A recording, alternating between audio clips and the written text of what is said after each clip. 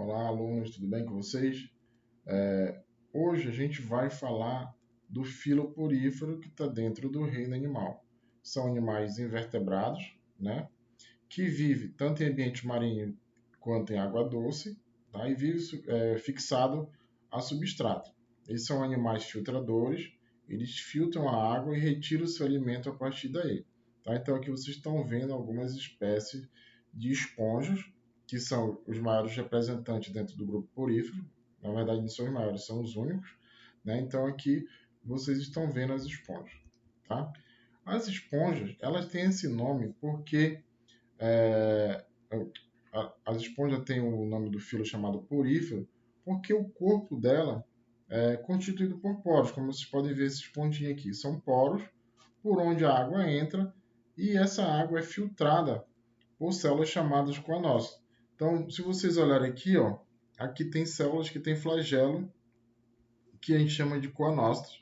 Esses coanócitos eles contêm um flagelo que faz com que a água fique se mexendo dentro da espongiocele ou do átrio, como é chamada essa região interna aqui da esponja, e ao redor desse flagelo nós temos um colarinho. Então essa célula toda aqui ela é chamada de coanócito. Ela é responsável pela filtração, tá, dos nutrientes que entram aqui na espongiocele ou no átrio e são absorvidos pelo coanócito. Tá? Então a água ela entra por esses poros, por isso o nome porífera, tá?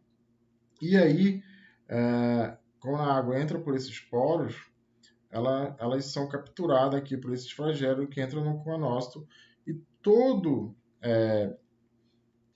esse alimento ele é levado para essas células aqui chamadas amebócito. Aqui dentro do amebócito, então aqui ó, o material ele vai ser levado para o amebócito. O amebócito ele vai fazer a digestão desse alimento e também vai fazer a excreção para a espongiocele, certo? Então vamos lá. As esponjas, elas são constituídas apenas por células, elas não têm tecido verdadeiro, certo? Ela não tem um sistema, elas têm apenas célula, tá? Então, dentro dos outros filos que a gente ainda vai ver mais adiante, os poríferos, as esponjas, elas são os mais primitivos, porque elas só possuem células em sua constituição corporal, tá? Então, aqui na parte externa dos poríferos, a gente tem uma célula chamada pinacócito, tá? Que é essas células achatadas aqui, ó, que vocês podem ver uma unida à outra em toda a esponja. O que acontece? Essas células elas vão chamar uma estrutura vai ser chamada de pinacoderme, tá? Porque elas são formadas por pinacócito. Na parte interna, essa estrutura toda vai ser chamada de coanoderme, porque ela é formada por coanócito, tá? E essa parte aqui do meio, ela é chamada de mesoílo ou mesênquima, como vocês estão vendo aqui, tá? Então, dentro do mesênquica ou dentro do mesoílo, eu tenho estruturas de sustentação, que são as espículas. As espículas, elas não são células, tá, gente? Elas são estruturas de sustentação.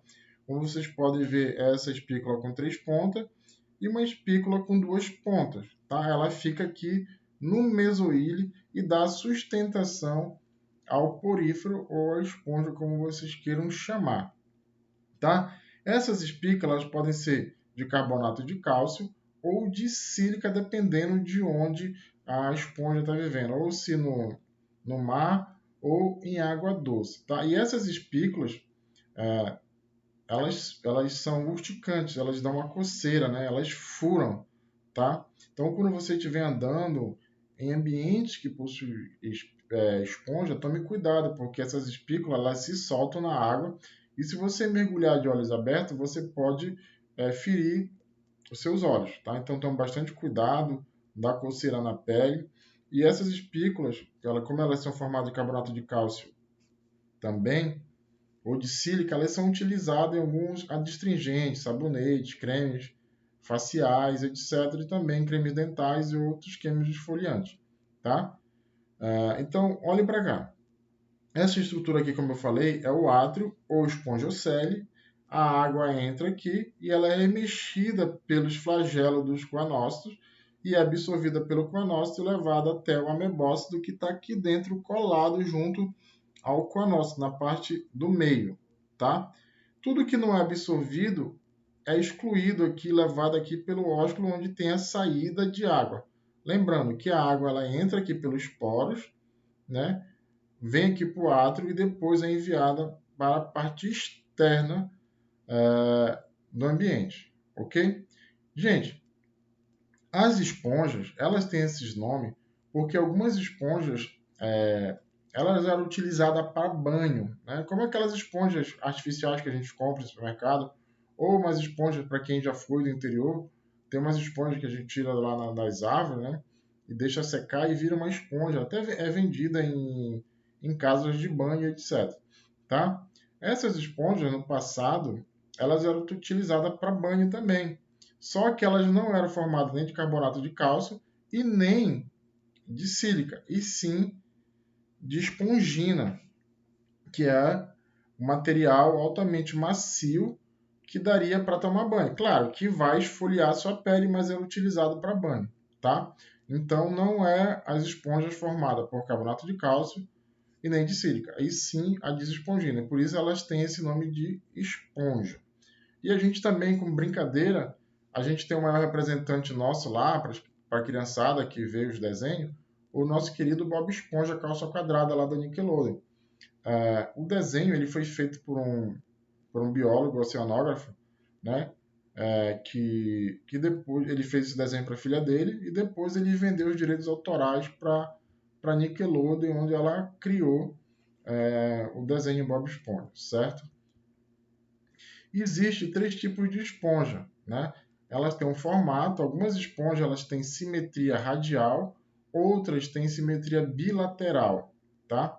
A, e a maioria das esponjas elas são o quê? Assimétricas, ou seja, não tem simetria nenhuma.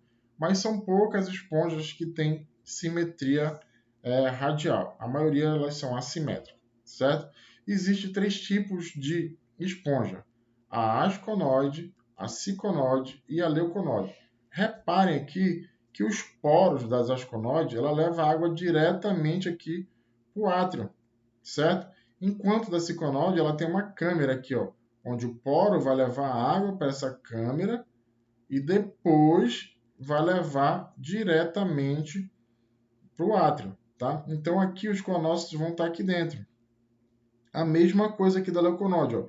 Ela tem esse conjunto aqui interligado, na qual a água entra pelos poros, entra aqui, aonde vai estar os coanócitos, e depois ela vai sair aqui no átrio. Veja que o átrio da leuconoide ele é bem reduzido, diferenciado da ciconoide e da asconoide, tá? Então, só lembrando mais uma vez para vocês, gente, preste atenção em provas de vestibulares e de concursos, tá?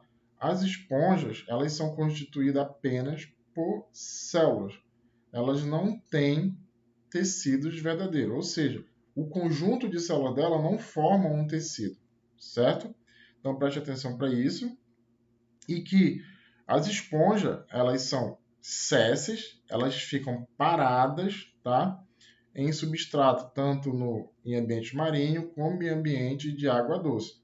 Elas têm um tipo de reprodução na qual, se um pedacinho da célula quebra, da esponja quebra, ela vai dar origem a uma outra esponja, tá? Então, voltando aqui, se um pedaço dessa esponja quebra principalmente o amebócito, que é o responsável pela reprodução, é ele que é responsável por dar origem a uma outra indivíduo. Então, as esponjas, elas têm reprodução por brotamento, uma reprodução assexuada, e elas também têm reprodução sexuada, na qual o amebócito ele vai produzir os gametas, tanto masculino quanto feminino, tá?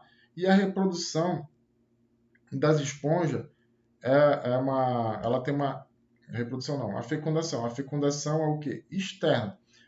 Os amebócitos produzem os gametas, esses gametas são liberados, né? E esses gametas se fecundam de forma externa, tá? Então vai existir esponjas produzindo os gametas masculinos e gametas femininos. Mas também a esponja ela pode dar origem também a outra esponja através do brotamento. Elas produzem brotos, esses brotos podem quebrar, cair no substrato, no fundo do mar ou no fundo do rio, e dar origem a novas esponjas, certo? Se eu quebrar uma esponja, ela dá origem a uma nova esponja. Ou seja, elas foram formadas, se reproduzem por brotamento ou por reprodução sexuada, ok? Então, espero que tenham gostado da aula sobre esponja, né? E na nossa próxima aula a gente vai falar de quinidário. Espero que tenham gostado. Até a próxima. Valeu. Fique com Deus.